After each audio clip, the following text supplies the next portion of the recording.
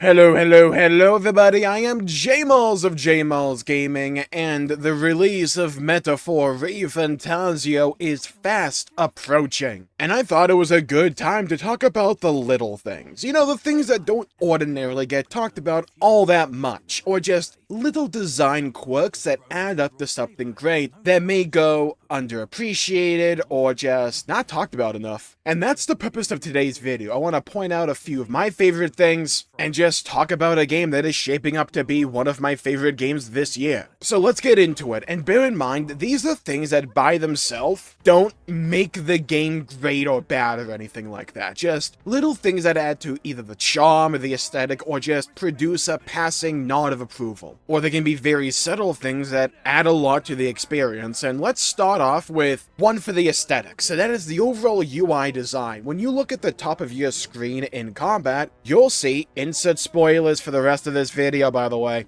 the Moon King at the top of the screen looking down on you, almost as if he's judging your worth. It gives the overall game this feel that the king is always watching you, always judging. And as someone personally who really loves Majora's Mask, it reminds me of that game a little bit. Speaking of aesthetics, I want to talk about the royal virtues. Basically, if you're familiar with Persona, these are the social stats that you'll be leveling up throughout the game by doing maybe various side quests or spending your time doing various things. When you look at the actual screen for the social stats, the way it's displayed, to me, resembles either a rising sun, or possibly a setting sun, or even a king's crown, which I think all those interpretations are fitting for this game's theme, since the overall goal of the game will be to become the king, and we're essentially a rising star like a rising sun. It's one of those interesting nuances when it comes to the UI design that goes a long way in my opinion. Something you may not notice by itself, but subconsciously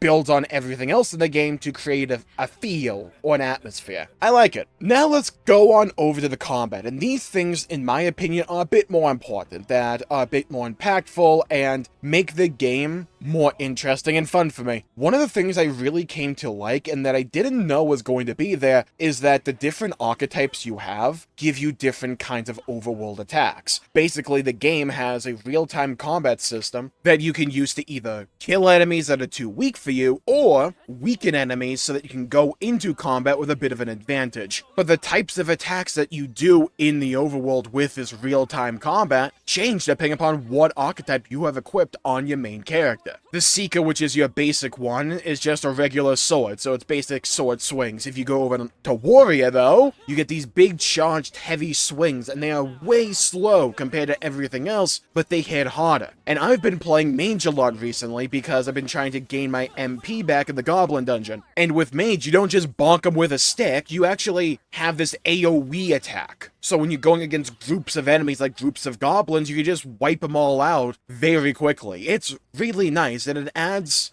another layer to where these archetypes feel different to one another and impact your gameplay, and I eat stuff like that up. Really leans into the RPG elements this game has. And this next one is just quality of life in my opinion, but being able to turn back the clock and restart a fight from the beginning without having to go back to a load screen or escape and do anything like that, I can just restart the fight. Thank God. I don't use it all the time, but when it comes in clutch and comes in handy, it's very appreciated. There's another element to this game that to me is just good design overall, and that is when your allies are at rank 20 for their archetype, if you want to keep them there, you can. And you may think, well, wouldn't that be a waste of experience because your archetypes generate experience during combat? Well, the funny thing is, I got Stroll and Hulkenberg to rank 20 for their respective archetypes. But if I gain enough archetype XP by fighting even more enemies, all that XP is accrued and turned into an item that I can then use on another archetype to give them 1000 XP. And I don't know if the ratio is 1-for-1, but it's nice to know and have that feeling that fighting with these guys at max rank isn't just wasting experience or anything like that. I can pool it and then use it on an archetype that I want later down the line. To me, that's just an example of good design, so I never feel as if I'm wasting anything. I'm always building to something, working to something. Speaking of, another example of, oh, that's really clever design, is Unscathed Triumph. Now, granted, some of these things could be an SMT, but I haven't played SMT personally. But with Unscathed Triumph, basically, if you are able to defeat an enemy without getting hit, all your rewards get increased. So things like XP, your Maj, Archetype XP, and the currency you gain a nice little boost. This is really nice for grinding, because it just expedites that process just a little bit more. And if you can manage to pull off a fight without getting hit, you feel rewarded for doing so. So it's design that helps speed up grinding, but is also a good incentive to just play very well and smart. Speaking of playing well, the game just plays very well as well. When you're in the overworld and you're doing the real-time combat, you have a button that pops up to allow you to transition into the turn-based combat whenever you want, or when you break the enemy's weakness and you stagger them for a little bit to get an extra attack in and the enemy's stunned. For me, that's the Y button because I use the Xbox controller, and when I press that button, it feels so responsive. There's no delay. When I hit that button to enter turn-based combat, the nanosecond I hit that button, or at least it feels like it, I get the screen transition that shows up on my screen to transition me into the turn-based combat, and it feels so viscerally satisfying to pull off, and fun. It feels good. It's simple, but it makes the game feel mechanically responsive. Metaphor Refantazio just has a lot of this kind of design, where it nails the little things to make the overall experience feel even better. Another example of that are the side quests. I generally view them to be kind of like side content in a lot of Persona games, and they can be really grindy. But the quests I've done so far actually feel as if they have some structure to them. They're not just, go get me 3 of these things, come back, I'll yap at you for a second and give you a reward. No, like, it's very minor, but there's things that happen during them. Or I can even unlock an entire new dungeon through them. And some quests, when I complete them, progress my royal virtues, which are my social stats in the game. That's a very nice thing. A lot of the times in Persona games to level those up, it's just basic grinding and wasting a time slot so you can level up your social stat. But in this game, I feel incentivized to actually do the side quests because they can be really nice. I got to rank 2 wisdom because I rested on a park bench once and I completed a side quest which got me what I needed to get to rank 2 wisdom. That felt good. I felt incentivized and rewarded enough to care about the side content, to be on the lookout for it. And being able to unlock entire dungeons through them is a very nice touch. So I think this game having the balance between completing side quests but also the typical Persona stuff where you do an activity to take up a chunk of time to progress a social stat / now royal virtue. I like the fact that it's multifaceted in Metaphor Refantazio. And to me, getting these social stats, now royal virtues, as rewards feels more rewarding than just giving me 2 of a healing item. This game also just has a lot of charm about it. They could have just made the sprint be way faster in the city, but that wouldn't be cool, would it? So instead, they let you ride on your super special sword like it's a skateboard or something. Rolling around at the speed of sound.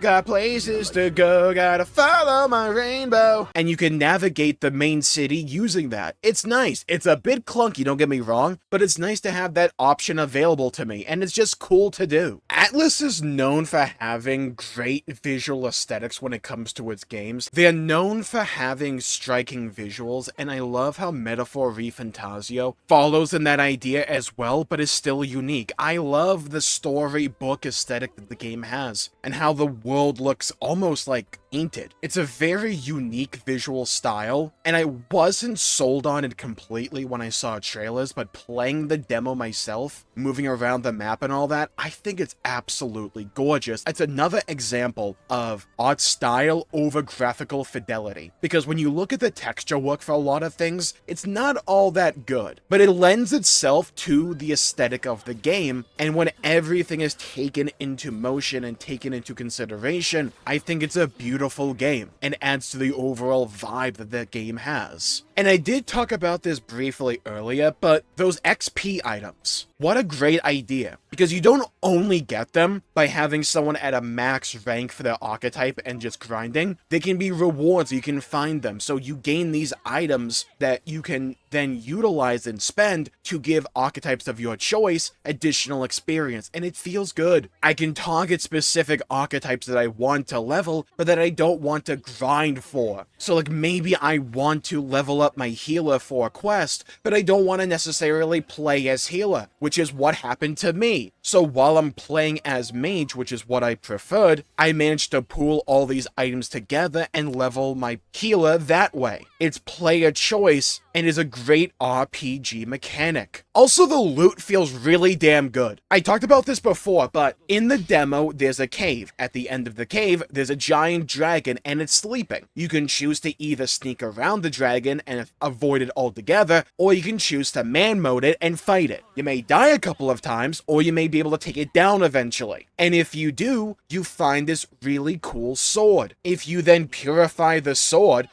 by the way, pre-purification, is still really good. But if you then purify it, it becomes exponentially even better. It's far and away the best weapon that I have available to me right now. And it also does fire damage. It's a great RPG mechanic where I feel more invested in that piece of gear because it required more investment. But that investment wasn't tiresome or cumbersome or anything like that. It was just a really cool reward that I could then enhance at the church by doing a specific side quest. And if the reward structure and the loot overall remains like that for the rest of the game, in addition to regular loot I can buy or just get off of enemies, or find in chests and dungeons, personally I eat stuff like that up, because that sword is instantly more memorable to me than any actual weapon I've ever gotten in a Persona game. And maybe that's just a me thing, and like that's not supposed to be a knock on Persona, but to me it's atlus experimenting and going in a different direction, taking what was known before, what was done before, and tweaking it ever so slightly to make it more enjoyable for me. I appreciate that design. And with that, I think I'll call the video there for the day. Thank you all for tuning in. My pleasure making the video. If you enjoyed it, please leave a like and subscribe. It really helps the channel out and helps support future content, and I greatly appreciate it. Stay safe, have a great day. Leave a comment down below with your favorite little thing you've noticed or discovered when it comes to Metaphor Refantazio. I'd love to hear your thoughts and hear your opinions and to hear your perspectives. Stay safe, have a great day, and I'll see you all next time. Bye-bye, everybody. Until we meet again.